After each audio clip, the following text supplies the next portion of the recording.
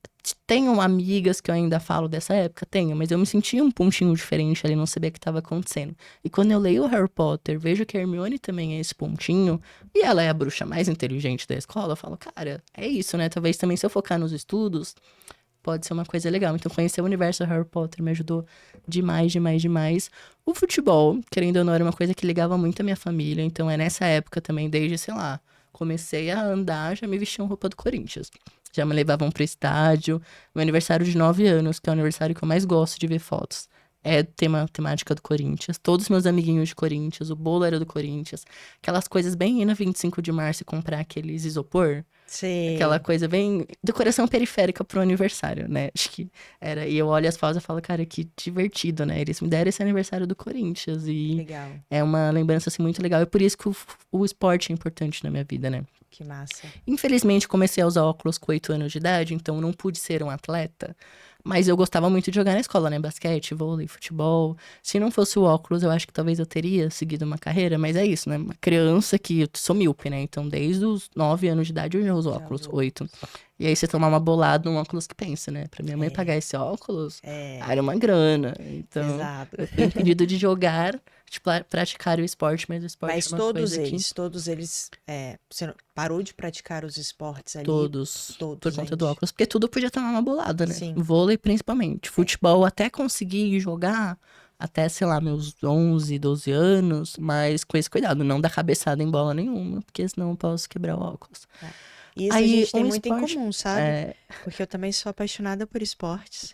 Eu falo que se eu não fosse advogada, hoje em dia, né? Porque antigamente não, mas hoje em dia talvez eu seria atleta. Eu tenho uma conexão muito forte com o esporte. Gosto também muito de futebol. Embora hoje eu não tenha uma ligação tão grande assim com o time, cresci numa família cruzeirense. Mas hoje eu não tenho uma ligação assim tão grande com o Cruzeiro. E também amo basquete. Acho que é uma coisa que a gente também tem muito em sim. comum.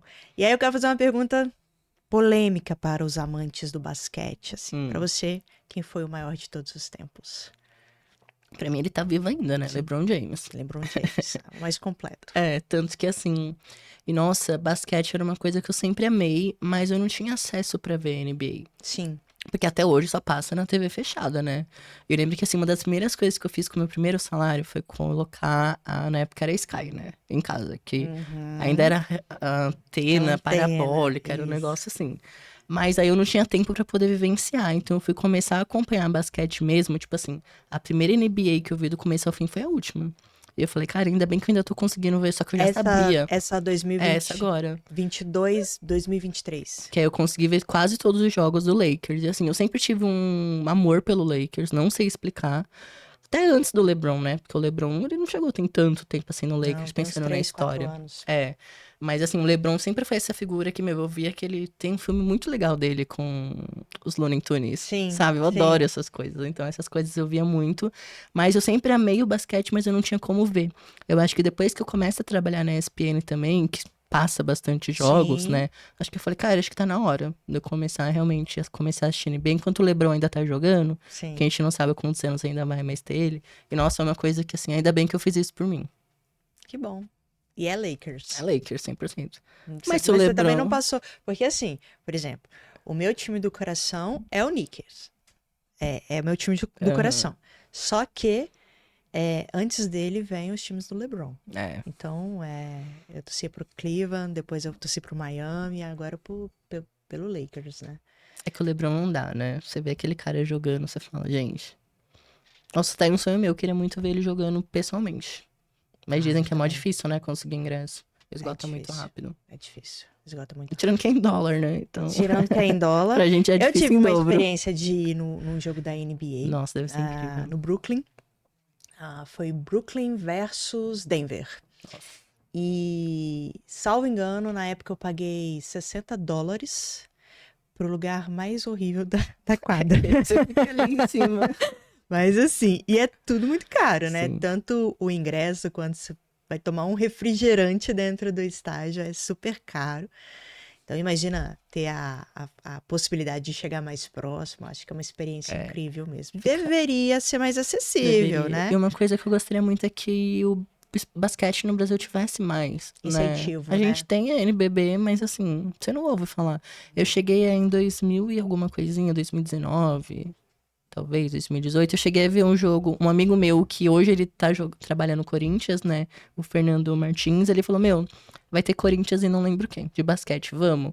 Aí na época, assim, tipo assim, não tava na fase de ver basquete. Eu falei, vamos. E foi, tipo, incrível, assim.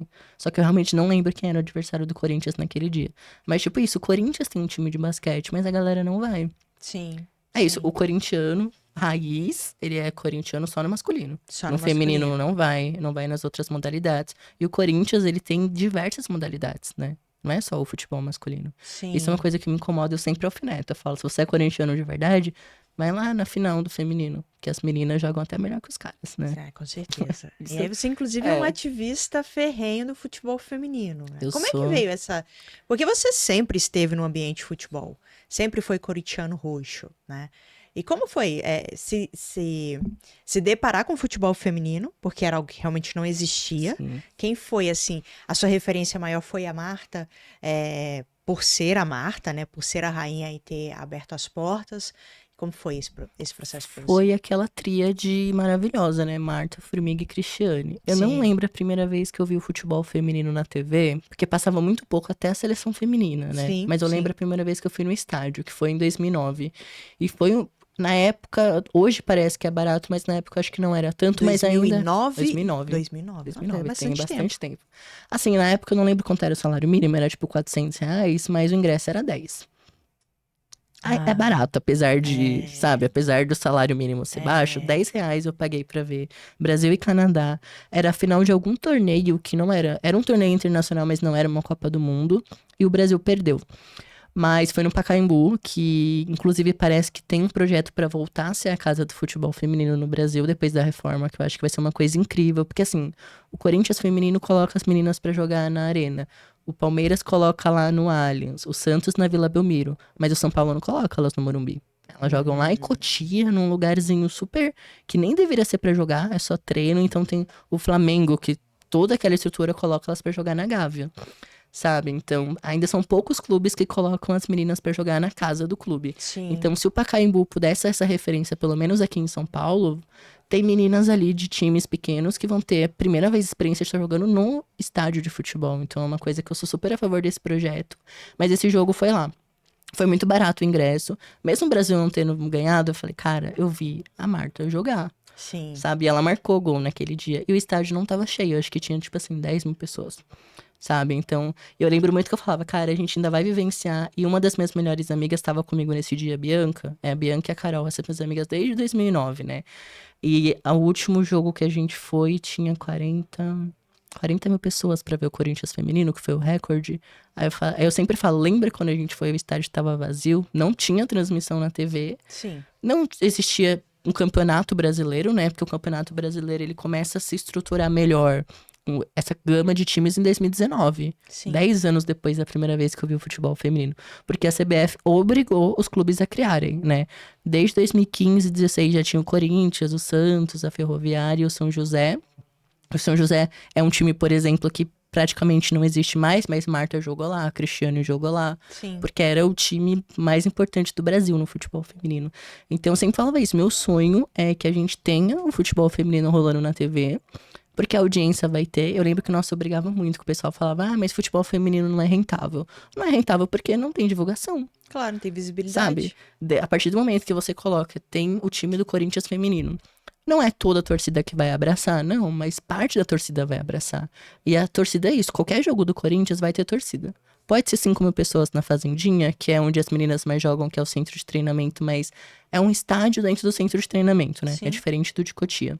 Tem, sempre vai ter ali e vai esgotar. No futebol, e uma coisa que aconteceu muito legal no ano passado, que eu falei, cara, agora, ali foi quando eu percebi a evolução nítida do futebol feminino na minha frente, ali enquanto um torcedor, né? Nem enquanto jornalista que gosta de esporte, um jornalista esportivo. Porque o recorde era do Corinthians, acho que era 36 mil pessoas, que foi em 2019. Aí, ano passado, o Inter, a final era Corinthians e Inter no Brasileirão, o Inter distribuiu ingressos, mas mesmo assim, mesmo quando o ingresso era de graça, não enchia. A galera tinha essa preconceito, não existe outra palavra, repulsa pelo futebol feminino.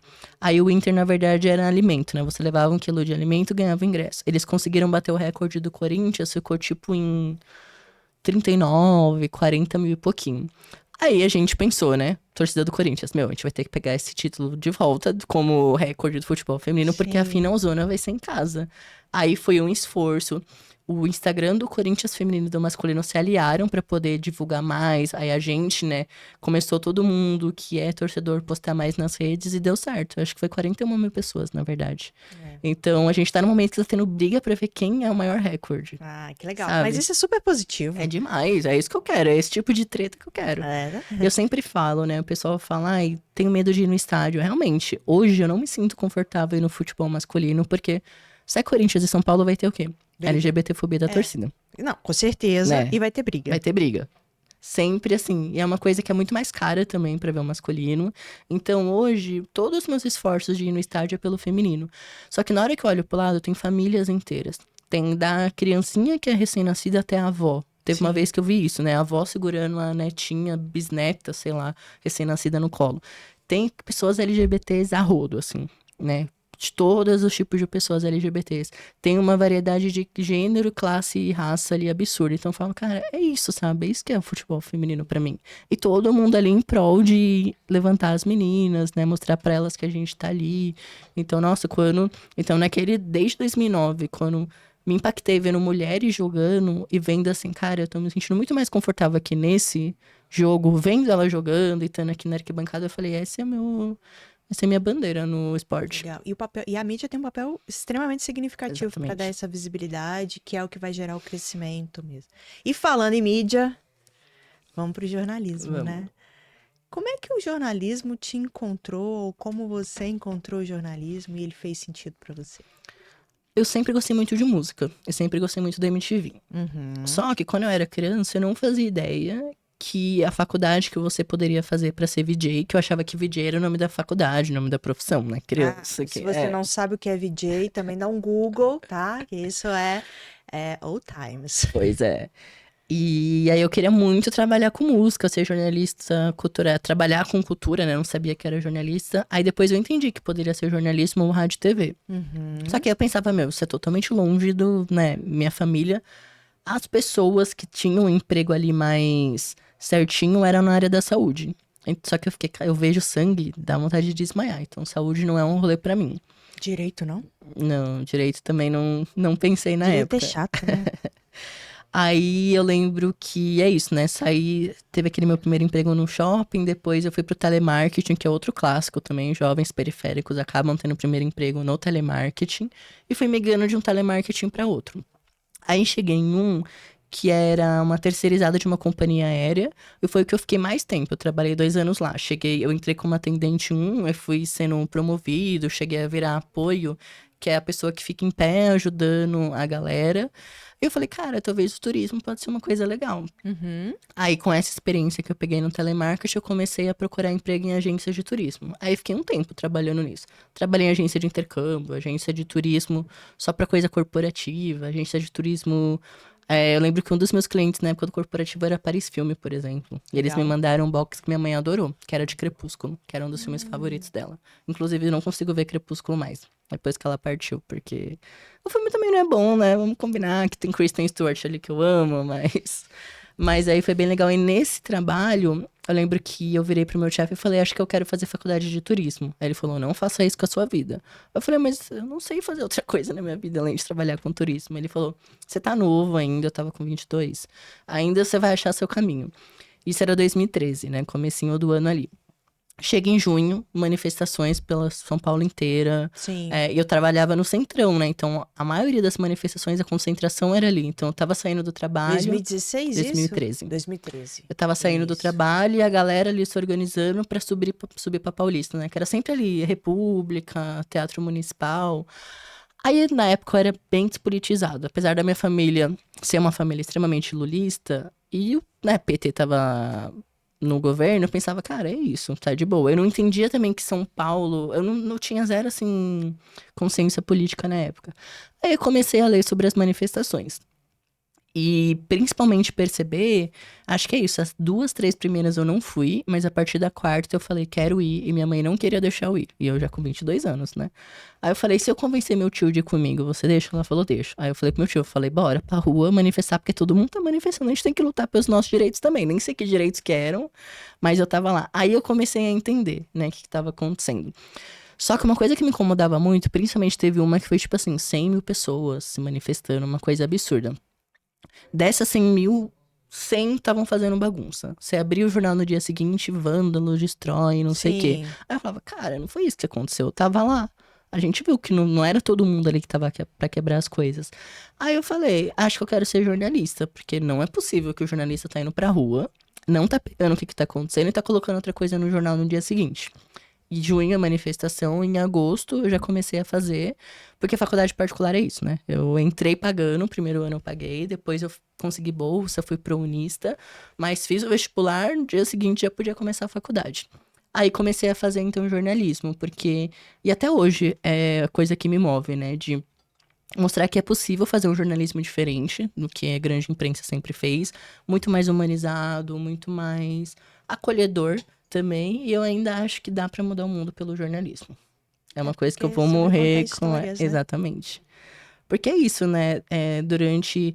Acho que a maior dificuldade do meu TCC, por exemplo, foi não ter referência de pessoas trans. Tanto que eu uso lá na minha bibliografia da parte teórica, eu coloquei tipo Angela Davis, porque não tinham autores Sim. LGBTs.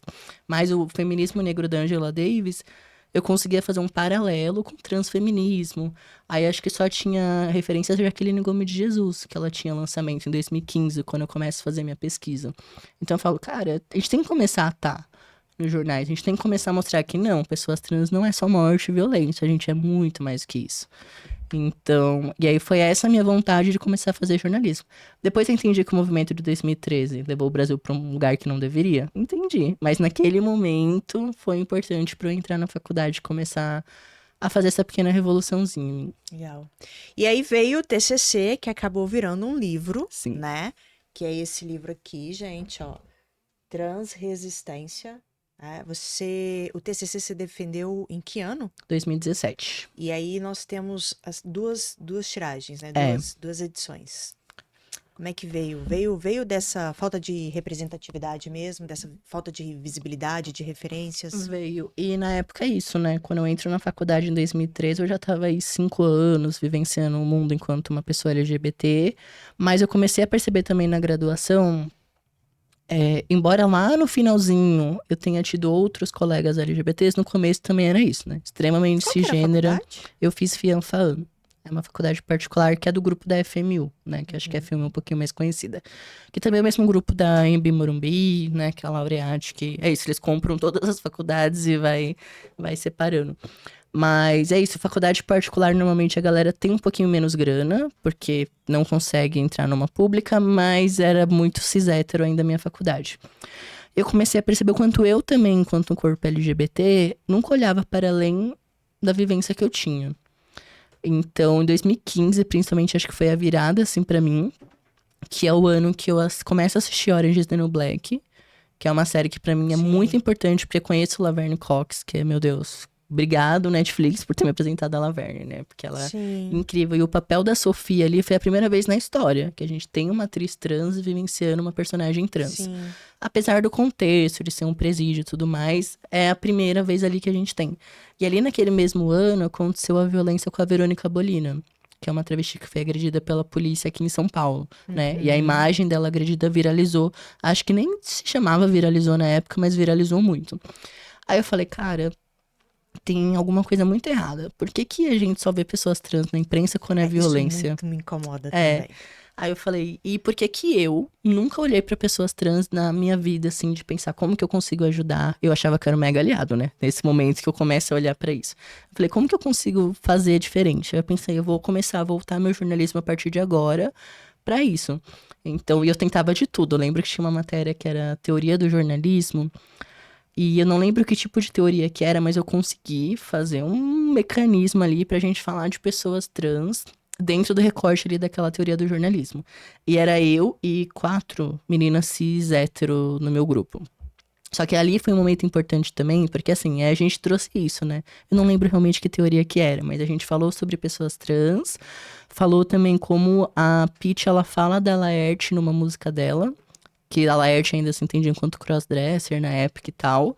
Aí mostrando como que a linguagem pode ser transfóbica com pessoas trans. E aí, né, eu tinha um grupinho de meninos na minha sala, extremamente crianças, né, porque não cresce, que começaram a fazer umas perguntas meio invasivas, tipo, então você tá querendo dizer que se um casal LGBT... Isso não entrou no nosso discurso, mas a pessoa foi pra um lugar assim, só Deus sabe como ela chegou lá. Se um casal LGBT adotar uma criança, eles vão conseguir fazer que ela seja LGBT então. Aí na hora assim, eu tinha zero... Até empoderamento mesmo pra falar, então eu já fiquei vermelho na hora de raiva. Aí as meninas tipo, não deixaram eu falar e defenderam assim, tipo, acabaram com ele. Aí eu falei, bom, tenho aliadas aqui, né? Todas são cis hétero, mas talvez quanto mais eu tentar trazer a pauta LGBT, acho que mais a gente consegue ampliar também. E daí, para até o final da faculdade, eu só falei sobre pauta LGBT. Aí, em 2016, quando chegou o momento de decidir qual que seria o tema do TCC, ia ser um livro, porque na época eu achava que eu não tinha que estar na TV, porque quantas pessoas trans estão na TV, né? Zero, então eu não tinha essa referência. Rádio é uma coisa que, embora eu respeite bastante, não é o meu rolê de... Imaginar, eu trabalhar numa grande rádio. Pensava assim, não, acho que não é o meu rolê, eu quero realmente escrever, porque eu sentia que na escrita eu tinha um lugar legal. Aí que era livro, tava 100% definido desde o começo da faculdade. Que era sobre pessoas trans, eu decidi em 2015, só que eu ficava pensando, que recorte tá faltando? Violência tem pra caramba. Uso do banheiro, a galera tava começando a falar, pronome e nome social também. Aí tava um dia lá no Instagram, vejo o dado da ANTRA, né? Que mostrava que 90% das mulheres trans travestis só tinham a prostituição. Aí eu falei, cara, não é possível. Como assim? E ninguém tá falando sobre isso? Isso não tá revoltando ninguém? Aí eu lembro que quando, no 7º semestre, a gente tinha uma disciplina que era para definir o tema, que aí no 8º o orientador ia pegar, né? Mas aí o professor, que era um professor LGBT, ele falou, mas tem certeza que você vai falar sobre a pauta LGBT? Você pode falar sobre qualquer coisa, vai falar sobre isso? Eu falei, sim, eu sinto que nesse momento é o que eu quero fazer. Aí eu lembro que ele tava super resistente e tal. Aí eu fui procurar professores que poderiam me orientar. Achei 3, tanto que depois rolou briga pra ver qual dos 3 quer me orientar. 2 professoras e um professor. Aí eu falei, tem que ser sobre pessoas trans, porque eu sinto que é isso. Meu papel na faculdade é fazer esse trabalho. Aí fui e a gente definiu que... aí no final das contas acabei ficando com o Ziborg, que foi meu orientador, porque as outras professoras pensaram, ele é o melhor professor por orientar livro. Vamos deixar? E a Cláudia Nonato, que a gente é muito amigo, né? Que foi uma das professoras que estava na disputa, ela falou, mas o mestrado vai ser comigo. Não importa onde, você vai onde eu tiver pra eu te orientar no mestrado. Eu falei, combinado. Ainda não fui fazer mestrado, mas sempre tô conversando com ela que Mas vai é um ser com desejo? ela. É um desejo. Mas mestrado é uma dedicação de tempo que eu fico hoje, não sei se eu tenho, mas é um desejo meu continuar fazer mestrado, doutorado, porque eu quero ser professor universitário lá no futuro. Legal. Né? Aí defini que o livro o TCC, então, era sobre pessoas trans. Aí ele falou, então vamos atrás dos 10% de pessoas que estão conseguindo emprego. Aí eu falei, beleza, bora. Onde eu começo? Não conhecia nenhuma pessoa trans em 2016. Aí eu falei, ferrou, né? Eu não conheço ninguém. Mas vamos. Aí fui conseguindo gente assim, tipo, a Luísa, eu conheci ela quando ela tá no metrô. Aí alguém conhecia alguém que a cabeleireira era uma mulher trans. Aí a Renata Peron eu conheço jogando o nome dela no Google. Aí os meninos trans foram todas indicações. Alguém tinha prima que tinha esse primo. Aí o casal que eles continuam nessa versão, a Helena e o Klaus. Um grupo de amigas, dessas amigas que me ajudaram nesse TCC, elas fizeram um TCC sozinhas, que elas entrevistaram um cara que morava com a Helena e Klaus. Eu lembro que assim, o TCC estava quase pronto já, tipo, já tava indo pra revisão final. Ela falou, eu acabei de sair de uma casa que tem um casal de pessoas trans. Aí eu falei, não me importa com que eles trabalham, eles vão estar no meu livro. Eu quero que a história de amor deles também esteja aqui. Porque é isso, né? Quando a gente fala de mercado de trabalho, a gente vai falar de violência. A gente vai falar da pessoa que foi expulsa de casa, que não conseguiu terminar o estudo. Mas eu falei, eu quero mostrar também uma esperança nesse livro. Trazer que é possível, as pessoas trans estão conseguindo entrar nesse espaço e estão conseguindo se amar entre si. Que mais revolucionário tem do que o amor? Só que quando eu converso com os primeiros meninos trans, foram 4 na primeira versão, nesse tem um pouquinho mais. Toda entrevista eu saía maluco, assim, das ideias, pensando, meu Deus, por que que eles estavam falando da minha adolescência, da minha infância? Eu só sou sapatão, não tem nada a ver. Acho que eu tô confundindo as coisas, né? Acho que a vivência deles é a vivência deles, a minha é a minha. Só que cada vez que eu revisitava isso, fazia mais sentido pra mim. Aí eu lembro que na época eu tava me relacionando com uma pessoa, né? Uma menina, eu falei pra ela, eu acho que eu sou um cara trans. Aí ela, não, você tá confundindo, nada a ver. E, tipo assim, zero Incentivou. me incentivou, nem deu a possibilidade de eu ter essa dúvida. Aí eu falei, não, acho que é verdade, né? Nada a ver, tô confundindo. Aí eu me formo, né? Entrego o TCC, nota 10. Tinha que ser 10, porque eu falei, meu, que eu me esforcei nesse TCC, eu não aceito menos do que 10, porque essas pessoas também merecem a nota máxima. 15 dias depois eu perco a minha mãe, né? Um processo de depressão que ela vinha enfrentando há muitos anos. E foi muito difícil, porque eu pensei, meu, eu tava quase pronto pra falar pras pessoas que eu era um cara trans. Só que quando eu perco minha mãe, eu falei, ferrou, né? Minha família ficou muito mal, minha irmã tinha 12 anos só na época, o pai dela não é presente, então eu acabei tendo que ser um pouco mais uma figura ali, né? Mãe e pai dela naquele momento. Meus tios acolheram bastante a gente, tanto que a gente passou a morar com eles, né? Até minha irmã até fazer. Ela, inclusive, mora com uma tia minha ainda, né? Ela já fez 18, mas ainda mora com uma tia minha. Então eu tava zero pronto, né, pra poder vivenciar, porque eu sabia que começar a transição ia demandar muito psicologicamente, né? Eu ia ter que entrar, entender tudo, ia ser caótico. Aí eu fui deixando pra lá. Até 2019, foram 2 anos deixando pra lá. Aí eu vou ver um documentário, Eu ia falar Bicha da Justiça. Bicha Travesti. Você viu um documentário nosso? Bicha Travesti da Lina, né? Que conta a Sim. trajetória da Linda Quebrada. E uma coisa que não entrava na minha cabeça, até hoje, né? Uma coisa que eu tento desmistificar. É que a sociedade ainda fala que pra você ser uma pessoa trans, você tem que odiar o seu corpo. A todo custo, tem que olhar no espelho e chorar igual aquela novela horrível, né? Aquele Sim. Força do Trans Fake, que é como eu gosto de chamar. Você tem que odiar, você tem que querer se mutilar, você tem que ser totalmente contra tudo ali que você é. Aí eu falei, eu nunca tive um ódio ao meu corpo. Na época eu não queria fazer uso do hormônio, nem cirurgia. Então será que eu não sou uma pessoa trans? Aí naquele documentário elas me respondem que elas também tinham essas dúvidas. Só que assim, pra mim era tipo assim, Linda Quebrada, Chupi do Bairro, As Bahias e a Cozinha Mineira.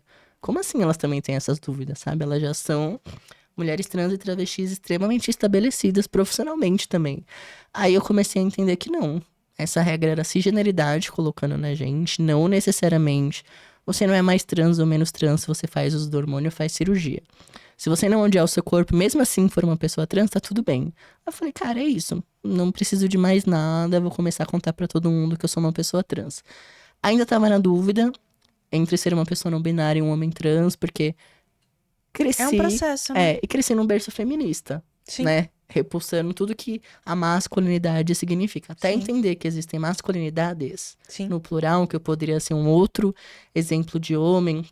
Eu não tinha referências, né? Porque minha família era de mulheres. Então, quem eram essas referências para eu poder me... Até hoje não... E eu comecei a entender também que não era na cisgeneridade que eu queria ter essas referências. Então, foi um processo, um processão. Só que aí, em dezembro de 2019, eu vejo esse vídeo, né? Em março, eu já começo a contar pra minha irmã. Foi aniversário dela. Contei pra ela, ela falou, meu, é isso. Vamos junto, vai dar tudo certo. Aí o mundo decide entrar numa pandemia mundial. Bem Sim. nessa hora que eu ia começar a contar pra todo mundo. Aí eu falei, meu, não dá mais pra esperar. Já tava com 28, né? Eu falei, tô com 28 anos, que vou esperar mais o quê? Quando eu tiver 40, quando eu tiver 50 e ter deixado minha vida passar da forma que não me vejo, né? Não me identifico. Aí foi contando, minha irmã me ajudou, contou pro meu tio, contou pra minha avó. Foi contando pro pessoal no trabalho. Na época eu tava na Ponte Jornalismo, que é um site de direitos humanos, então a chance de eu perder emprego era zero. E pelo contrário, né? Acho que eles me impulsionaram, assim, de uma forma. O texto que eu faço... Porque, assim, eu já tinha 100 matérias publicadas com o nome morto. E aí eles falaram, como que você quer avisar pro público, né? Porque o nosso público já te conhece. Sim. Mas se você também não quiser avisar, tá tudo bem. Fica nas suas mãos. Aí eu falei, acho que faz sentido pra mim escrever um texto, né? Já que é a escrita que sempre me moldou. Aí fui escrever um texto contando um pouquinho da minha trajetória, como que eu tava naquele momento, me apresentando no nome que eu queria ser tratado, né, que a partir dali era Caê, e esse texto repercutiu tantos meninos trans me escreveram, que eu falei, cara, ainda bem. E foi um ótimo mecanismo, porque assim, eu já tinha várias fontes. Em vez de eu chegar, fulana, a partir de agora é esse nome, ciclana, não sei o quê, eu peguei e mandei o texto pra todo mundo. Ah, Fiz uma lista de transmissão, mandei o isso aí. texto pra geral, falei, ó, a partir de agora é esse nome, troquem na agenda e esqueçam que já existiu outro nome. E foi muito mais fácil. Muito mais fácil. Imagino. E aí, a partir disso, minha carreira só decolou, porque eu acho que antes também eu tinha muita insegurança, né? A síndrome do impostor até hoje, ela tenta vir, eu falo, sai daqui que agora eu sei onde eu tô. Mas foi um processão também. Aí eu falei, cara, é isso. Não existem pessoas trans no jornalismo ainda da forma que eu queria. Mas lá em 2020, quando eu começo a contar, era muito menos, né? Agora acho que as pessoas estão mais empoderadas. Mas eu falei, agora é a hora de mostrar que a gente tá aqui, a gente tem capacidade, tá na hora da gente contar as nossas histórias e para além delas também, né? Eu também quero escrever histórias sobre qualquer coisa. Sim. Também quero falar sobre futebol, sobre música, sobre coisas que não têm a ver com a minha vivência. E você tá fazendo isso muito bem, inclusive, né? Obrigada. Já para caminhar profissionalmente, né? Infelizmente, porque eu queria ficar aqui conversando, né? Um tempão com você, aprendo muito. Eu queria que você, se der tudo certo, sabe? Aquela projeção que dá tudo certo, assim. Como que você gostaria de ser lembrado? Qual legado que você quer deixar? Nossa, isso eu nunca pensei, hein? Eu tava pensando onde que eu queria estar daqui 10 anos, a gente já tava pensando mais. Ai. Acho que se as pessoas lembrarem dessa humanização que eu trouxe pro jornalismo, não só pensando na pauta trans, porque eu acho que eu tento fazer isso em todas as pautas, Sim. né? Principalmente antes, quando eu cobria a segurança pública, que é outra coisa que a imprensa não sabe fazer, não quer fazer. Acho que ser lembrado por ser, sim, esse primeiro homem trans que estava no primeiro Roda Viva, o primeiro jornalista trans da ESPN, um dos primeiros apresentadores trans, né, que, na verdade, o primeiro, né, homem trans apresentador, Acredito a gente não que tem. sim, não tem. Tudo bem Acredito, né? Posso estar equivocada, posso, mas acredito que sim. Eu também acho que não. Mas também a pessoa é isso, né? Que lutou pelo futebol feminino, que conseguiu mostrar que pessoas periféricas podem estar onde elas quiserem, porque a gente só não tem oportunidade, o resto a gente tem pra caramba. E que mudou um pouquinho, talvez. Deixou a sociedade ser um pouquinho menos transfóbica. Ai, fico muito feliz. E tomara não. É uma questão de ser construído e com certeza você vai chegar lá. E eu espero muito que vocês conheçam o Caê, né? Sigam ele nas redes sociais. Qual que é o arroba do Insta? É caê.vasconcelos e no ex-Twitter, né? Que agora é X, a gente tem que falar dessa forma. É Caê Vasconcelos, tudo junto. Muito bom. E assistam ele, tá? De segunda a sexta-feira, né? Segunda a sexta-feira, na Dia TV, pra variar. E é isso, né? Pra variar tá sendo uma delícia, que a gente fala de fofoca muito bem, né? Porque somos fofoqueiros, assim, só tem fofoqueiro naquele programa. Mas a gente traz pautas essenciais também, é isso. Da fofoca vai pra coisa séria, vem pra fofoca. E são corpos LGBTs ali, né? São só pessoas LGBTs apresentando o programa. Ah, muito bom. Caê, obrigada por ter aceitado, né? E a gente tá aqui, de portas abertas, pro que você precisar. E vamos juntos, vamos juntos. Pessoal, obrigada por assistir o nosso podcast, tá? Também sigam as bichas. Também siga a bicha nas redes sociais. E até semana que vem. Um beijo!